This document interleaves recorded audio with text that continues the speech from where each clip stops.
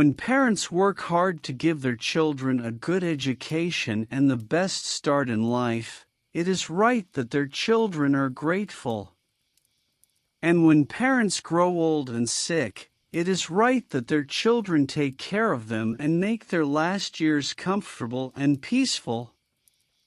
Rakesh is a son to please any parent. He knows his duty. He knows what is right. When the results appeared in the morning papers, Rakesh read them in his pajamas at the garden gate. Then he went up the steps to the veranda, where his father sat drinking his morning tea. I bowed down to touch his feet. "You did well, son," his father asked, smiling and reaching for the papers. "At the top of the list?" "Papa," Rakesh said quietly, "first in the country." The whole house went wild with excitement. The family sang and danced all day long. Visitors came to the small yellow house at the end of the road to congratulate the parents, clap Rakesh on the back, and fill the house and garden with the sounds and colors of a festival. There were flowers and sweets, party clothes and gifts, anxiety and temper, and happiness, all in a colorful rush of proud feelings and shining views of a bright new future. Rakesh was the first son in the family to receive an education, and his parents had gone through such hard times in order to afford the fees for school and medical college. Now at last, all their suffering seemed to be worth it. To everyone who said to him, "Varma, congratulations on your wonderful son," the father replied, "Yes, and do you know the first thing he did when he saw the results this morning? He bowed down and touched my feet." This moved many of the women so much that they raised the ends of their saris and wiped away their tears. Meanwhile, the men reached out for the betel leaves and sweets and shook their heads in wonder at such excellent behavior. One does not often see such behavior in sons anymore, they all agreed, a little enviously perhaps. Leaving the house, some of the women said, "At a time like this, you would think they'd serve the very best sweets." And some of the men said, "That old Varma is too proud.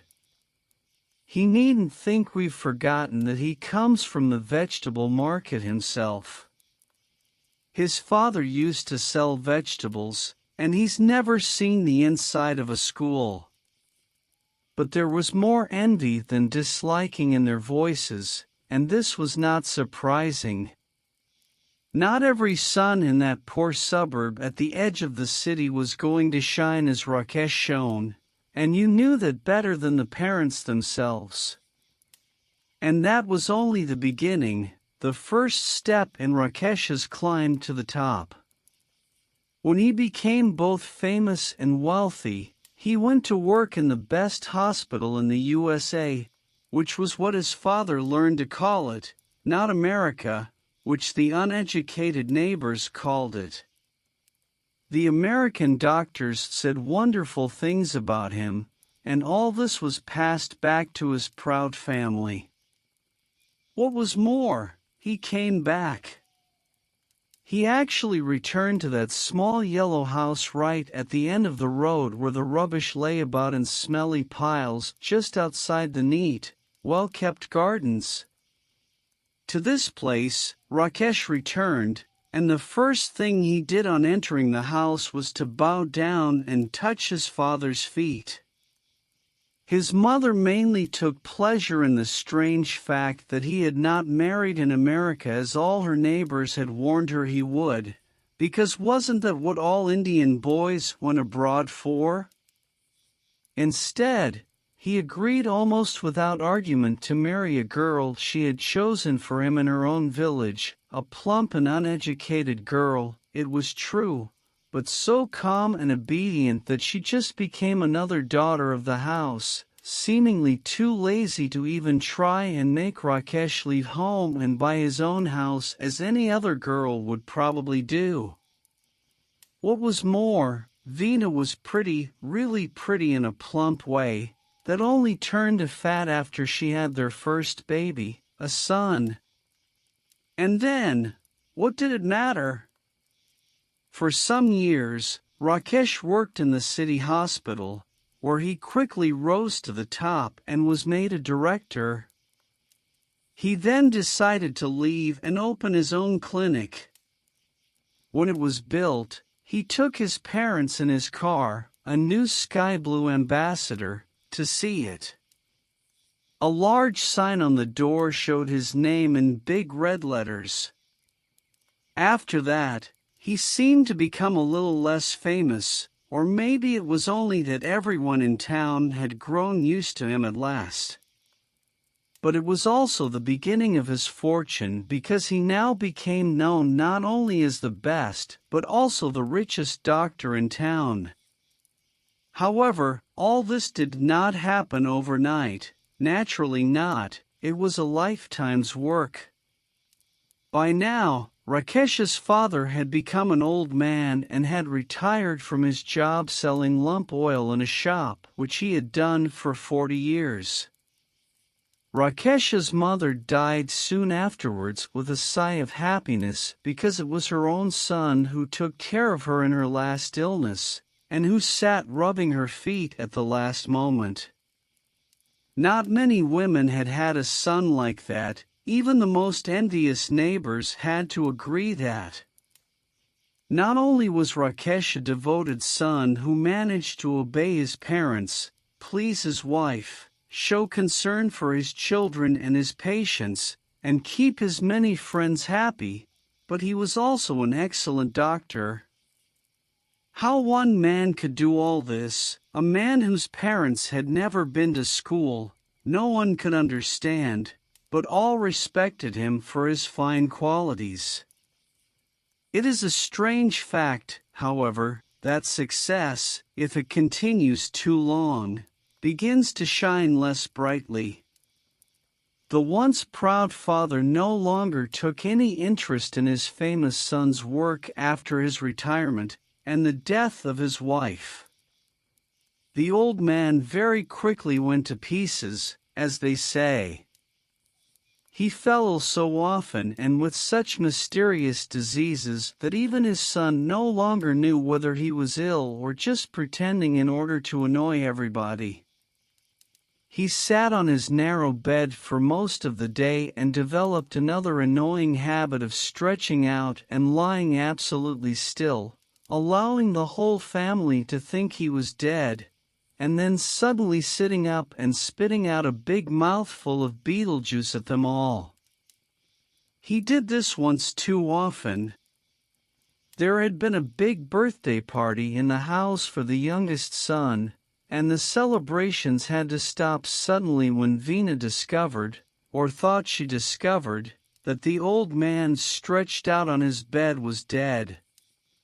The party broke up, and the laughter turned to tears until the old man sat up and Veena received a mouthful of red beetle juice right on the front of a new sari. After that, no one much cared if he sat up on his bed spitting or lay down flat. Great is a dead man except, of course, for that jewel among jewels, his son Rakesh.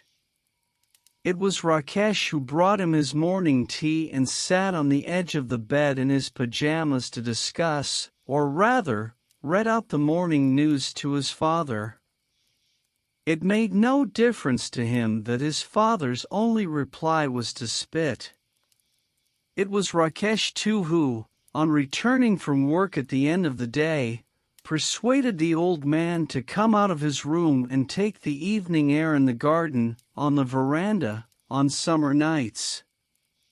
He ordered the servants to carry the old man's bed onto the grass, and he himself helped his father down the steps and onto the bed for a night under the stars. All this was very pleasant for the old man. What was not so pleasant was that Rakesh even began to control what his father ate. One day, the father ordered Veena to make shirji halwa, a rich sweet, and was really sick after eating it. Later, Rakesh marched into the room, not respectfully, but with the confidence of a famous doctor, and said firmly, "We must be sensible at your age. If you must have something sweet, Veena will cook you little kir, that's light, just a little rice and milk. But nothing fried, nothing rich. We can't have this happening again."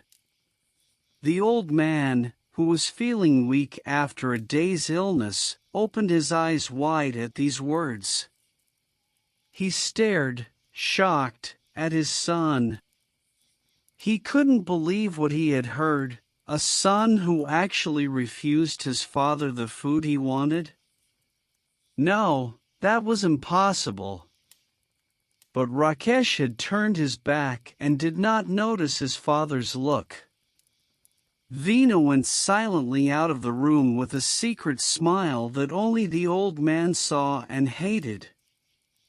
Halwa was the first thing to go. Soon everything fried was forbidden, then everything sweet, and finally, everything that the old man enjoyed. The meals that arrived for him twice a day were simple, to say the least: dry bread, boiled vegetables, and if there were a bit of chicken or fish, that was boiled too. If he called for some more, Rakesh used to shake his head sadly, saying, "Now, Papa, we must be careful.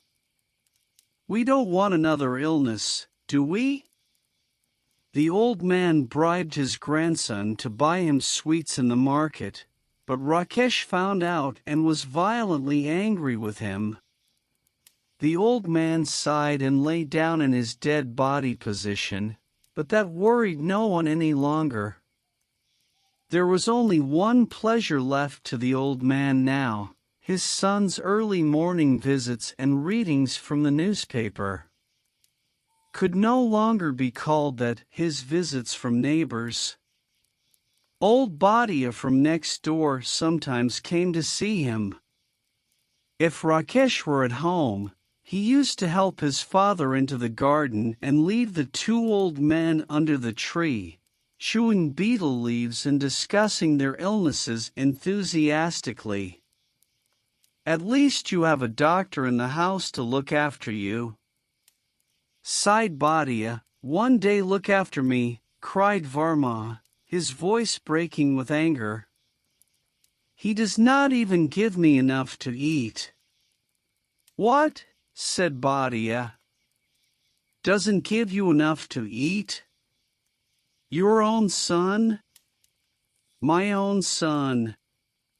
If I ask him for one more piece of bread, he says, 'No, Papa. I have weighed it myself and I can't allow you any more.' He weighs the food he gives me, Bhatia." "That's what it has come to," never said Bhatia in horror.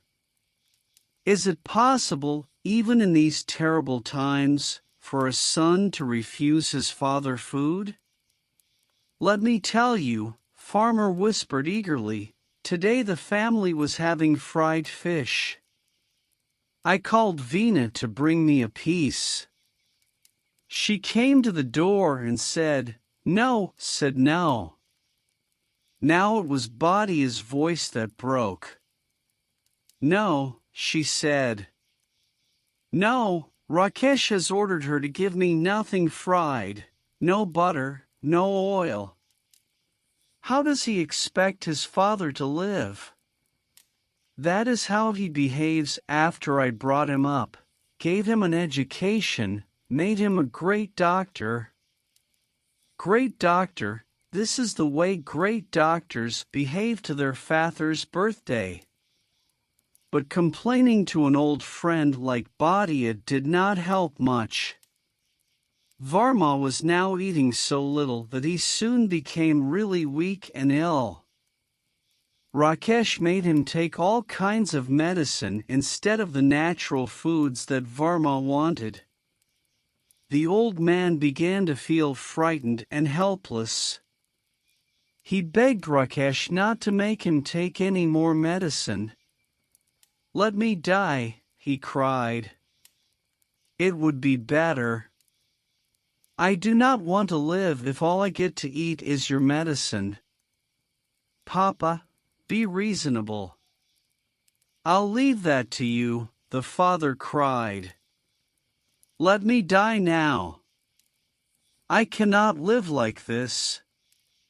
Rakesh left the room, and the old man heard him say, laughing to someone outside the door, "Lying all day on his pillows, fed every few hours by my wife's own hands, visited by every member of the family daily, and then he says he does not want to live like this." The medicine he had to take was not completely useless. It kept him alive long after he stopped wanting to live. In the evenings that summer, the servants used to carry out his bed with him on it and put it carelessly down on the veranda.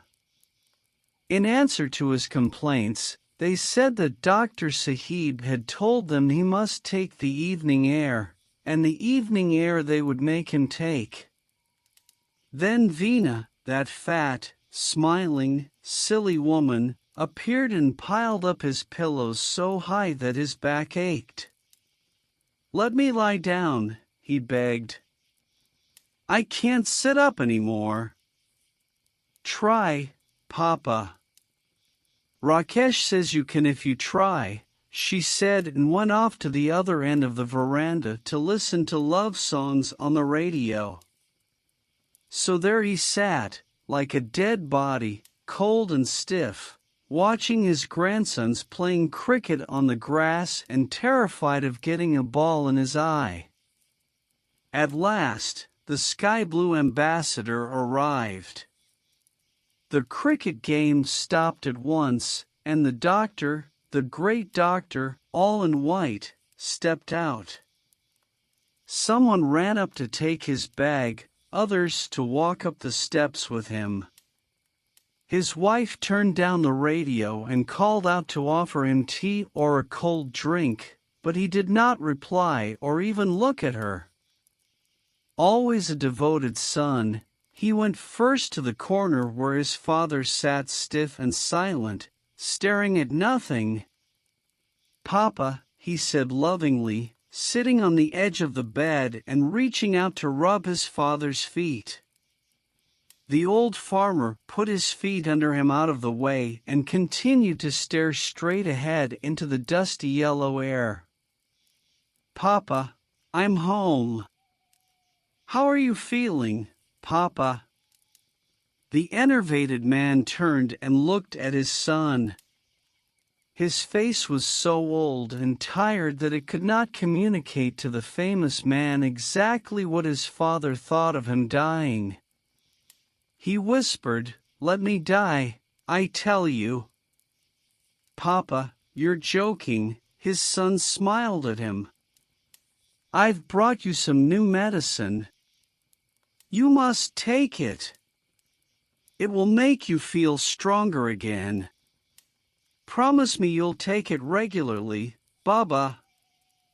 There was a pause, then Varma spat out some words, sharp and bitter as poison, into his son's face. "Keep your medicine. I want none. I won't take any more, none, never," and he knocked the bottle out of his son's hand with a movement that was suddenly grand and effective. His son jumped, the bottle smashed, and the thick brown liquid stained his white trousers. His wife let out a cry and came running. All around, the old man was noised once again. He gave a push to the pillows behind him so that they fell off the bed and he could lie flat on his back again. He closed his eyes and pointed his chin at the ceiling, saying as firmly as a sick old man could, "God is calling me now. Let me go."